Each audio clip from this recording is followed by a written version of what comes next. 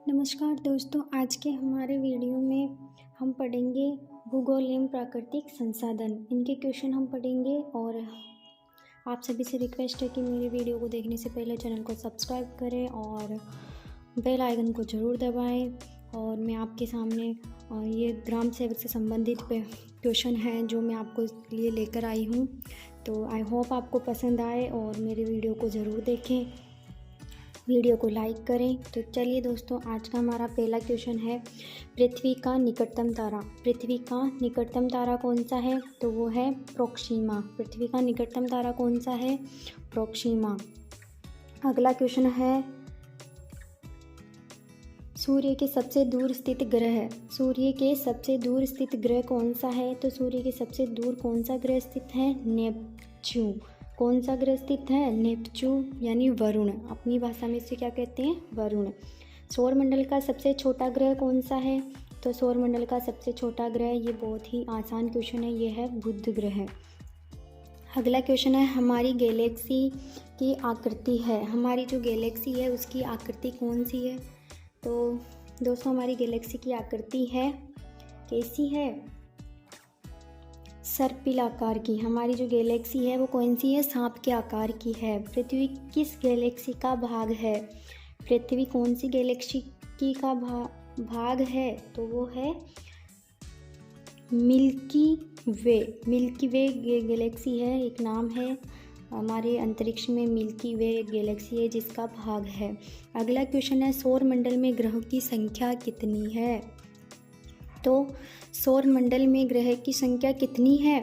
तो हमारे सौरमंडल में ग्रहों की संख्या है 8। कितनी है? 8। ये भी बहुत आसान क्वेश्चन है, हमने बचपन से पढ़ा है। और अब चलते हैं सबसे आगे। 7वां क्वेश्चन है सबसे चमकीला ग्रह कौन सा है? तो ये है हमारा सबसे चमकीला ग्रह है शुक्र। शुक्र हमारा सबसे चमकीला ग्रह है। अगला क्वेश्चन है दोस्तों सौरमंडल में सबसे बड़ा ग्रह कौन सा है? सौरमंडल में सबसे बड़ा ग्रह कौन सा है? तो वो है बृहस्पति। ये भी बहुत आसान क्वेश्चन है, हम इसे हमेशा से पढ़ते आ रहे हैं। अगला क्वेश्चन 9वां है लाल ग्रह किसे कहा जाता है? तो लाल ग्रह ये हम सभी जानते हैं, बहुत ही आसान क्वेश्चन है, मंगल ग्रह। पृथ्वी के सबसे निकट ग्रह कौन सा है? पृथ्वी के सबसे निकट ग्रह कौन सा है? तो वो है बुध ग्रह। ये पृथ्वी के सबसे निकट ग्रह है। अगला क्वेश्चन है 11वां सूर्य ग्रहण होता है। सूर्य ग्रहण कब होता है दोस्तों? तो सूर्य ग्रहण होता है सूर्य एवं पृथ्वी के बीच चंद्रमा आ जाता है। जब सूर्य और पृथ्वी के बीच में चंद्रमा आ जाता है तब क्या होता है? सूर्य ग्रहण होता है। अगला क्वेश्चन है मध्य रात्रि का सूर्य कहाँ दिखाई देता है? तो मध्य रात्रि का सूर्य कहाँ दिखाई देता है? ये कौन सी जगह है जहाँ मध्य रात्रि का सूर्य दिखाई देता है? तो ये है अंटार्कटिक क्षेत्र। अंटार्कटिक क्षेत्र जहाँ पर मध्य रात्रि का सूर्य दिखाई देता है। दिन और रात कहाँ बराबर होते हैं? ऐसी कौन सी जगह जहाँ दिन और रात दोनों बराबर होते हैं? तो ये जगह है विषुवत रेखा। कौन सी जगह है? विषुवत रेखा, जहाँ पर दिन और रात दोनों बराबर होते हैं। 14वां क्वेश्चन है दो अक्षांशों के बीच की दूरी होती है। दो अक्षांशों के बीच की दूरी होती है, वो क्या होती है? कितनी होती है दो अक्षांशों के बीच की दूरी? तो ये होती है 121 किलोमीटर। कितनी होती है? 121 किलोमीटर।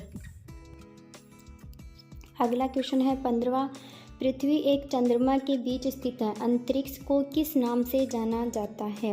पृथ्वी एवं चंद्रमा के बीच स्थित अंतरिक्ष को किस नाम से जाना जाता है? तो अगला 15वां क्वेश्चन का आंसर होगा सिसलुनर। सिसलुनर। पृथ्वी एवं चंद्रमा के बीच के स्थान को क्या कहते हैं? सिसलुनर। यदि वायु का तापमान बढ़ता है, यदि वायु का तापमान बढ़ता है तो उसकी जलवाष्प ग्रहण करने की क्षमता पर क्या प्रभाव पड़ता है? उसकी जो वाष्प ग्रहण करने की क्षमता है उस पर क्या प्रभाव पड़ेगा? उस पर प्रभाव पड़ेगा, कोई प्रभाव नहीं पड़ेगा। उस पर क्या होगा? कोई प्रभाव नहीं पड़ेगा। भारतीय मानक समय एवं ग्रीनविच मध्य समय GMT के बीच कितने समय का अंतर है? तो कितने समय का अंतर है? ये है प्लस 5 घंटा 30 मिनट का अंतर है। कांगो नदी घाटी में किस प्रकार की जलवायु पाई जाती है? कांगो एक नदी है जिसमें किस प्रकार की जलवायु पाई जाती है? तो वहाँ पाई जाती है भूमध्य रेखीय जलवायु पाई जाती है। मकर रेखा अथवा 231/2 दक्षिणी अक्षांश वृत्त निम्नलिखित में से कहाँ से होकर गुजरती है? मकर रेखा कहाँ से होकर, अब दक्षिणी अक्षांश वृत्त में कहाँ से होकर गुजरती है? तो ये गुजरती है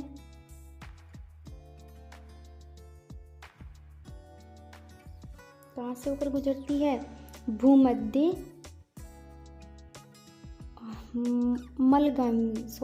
मलागासी जगह से होकर गुजरती है। अगला क्वेश्चन है, लाल सागर भूमध्य सागर से किस नहर से द्वारा जुड़ा हुआ है? ऐसी कौन सी नहर है जो लाल सागर को भूमध्य सागर से जोड़ती है? तो ये वो नहर है इरी नहर। इस नहर का नाम क्या है? इरी नहर। विश्व की सबसे लंबी नदी कौन सी है? विश्व की सबसे लंबी नदी कौन सी है? तो ये है नील नदी, ये हम सभी जानते हैं। अगला क्वेश्चन है, निम्न में से पृथ्वी का उपग्रह कौन सा है? तो चंद्रमा पृथ्वी का उपग्रह है। चंद्रमा क्या है? पृथ्वी का उपग्रह है। निम्न में से किस तिथि को दिन रात बराबर होते हैं? ऐसी कौन सी तिथि है जहां दिन और रात दोनों बराबर होते हैं? तो ये तिथि है 23 सितंबर। ये कौन सी तिथि है? 23 सितंबर, जहां दिन और रात बराबर होते हैं। अगला क्वेश्चन है, चंद्र ग्रहण होता है। चंद्र ग्रहण कब होता है? हमने पहले पढ़ा था सूर्य ग्रहण कब होता है। तो सूर्य ग्रहण होता है, कब होता है सूर्य ग्रहण? ये आप देख के बताना। चंद्र ग्रहण होता है, चंद्र ग्रहण कब होता है? तो 24वां क्वेश्चन है, चंद्र ग्रहण कब होता है? तो ये होता है सूर्य पृथ्वी एवं चंद्रमा एक सीधी लकीर में होते हैं। जब सूर्य पृथ्वी एवं चंद्रमा एक सीध में होते हैं, एक ही दिशा में होते हैं। विश्व का सबसे बड़ा द्वीप कौन सा है? विश्व का सबसे बड़ा द्वीप कौन सा है? तो विश्व का सबसे बड़ा द्वीप होता है ग्रीनलैंड। कौन सा द्वीप है? ग्रीनलैंड। विश्व का सबसे छोटा महाद्वीप कौन सा है? विश्व का सबसे छोटा महाद्वीप है जावा। विश्व का सबसे छोटा महाद्वीप है ऑस्ट्रेलिया। ऑस्ट्रेलिया है सबसे छोटा महाद्वीप। विश्व की सबसे लंबी पर्वत श्रेणी है। विश्व की सबसे लंबी पर्वत श्रेणी कौन सी है? अलास्का। विश्व की सबसे लंबी पर्वत श्रेणी है अलास्का। अगला क्वेश्चन है दोस्तों, विश्व का सबसे बड़ा मरुस्थल कौन सा है? विश्व का सबसे बड़ा मरुस्थल है गोबी। गोबी मरुस्थल क्या है? विश्व का सबसे बड़ा मरुस्थल है। अगला क्वेश्चन है, पृथ्वी की ऊपरी परत को कहते हैं, पृथ्वी की जो ऊपरी परत है उसे क्या कहते हैं? तो पृथ्वी की ऊपरी परत को भूपर्टी यानी क्रस्ट कहते हैं। भूपर्टी यानी क्रस्ट कहते हैं। अगला क्वेश्चन है 30वां, पृथ्वी की ऊपरी परत भूपर्टी में किस तत्व की मात्रा सर्वाधिक है? पृथ्वी की जो ऊपरी परत है भूपर्टी यानी क्रस्ट, उसके अंदर कौन सा तत्व अधिक मात्रा में पाया जाता है? तो वो है लोहा। लोहा सबसे अधिक मात्रा में पाया जाता है। अगला क्वेश्चन है, खनिज तेल एवं कोयला किन चट्टानों में पाया जाता है? खनिज तेल एवं कोयला किन चट्टानों में पाया जाता है?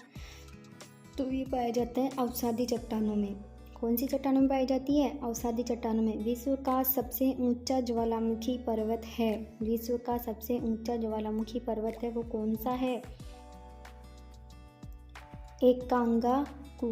एकांगागुआ ये विश्व का सबसे ऊंचा ज्वालामुखी पर्वत है। भूकंप की तीव्रता की माप किस यंत्र के द्वारा की जाती है? भूकंप की तीव्रता की माप किस यंत्र द्वारा की जाती है? तो ये की जाती है रिक्टर स्केल से। विश्व का सर्वाधिक ऊंचा सक्रिय ज्वालामुखी है सक्रिय ज्वालामुखी। स्लाइड कैलिपर्स कौन सा है? Slide callipers. विश्व का सर्वाधिक ऊंचा सक्रिय ज्वालामुखी है ऑक्टोपस। निम्नलिखित में से किस महाद्वीप में ज्वालामुखी नहीं है? ऐसा कौन सा महाद्वीप है जहाँ ज्वालामुखी नहीं है? ऑस्ट्रेलिया महाद्वीप है, वहाँ पर क्या है? ज्वालामुखी नहीं है। विश्व की सबसे गहरी झील कौन सी है? अगला क्वेश्चन है 38। विश्व की सबसे बड़ी 37वां गहरी झील कौन सी है? तो गहरी झील है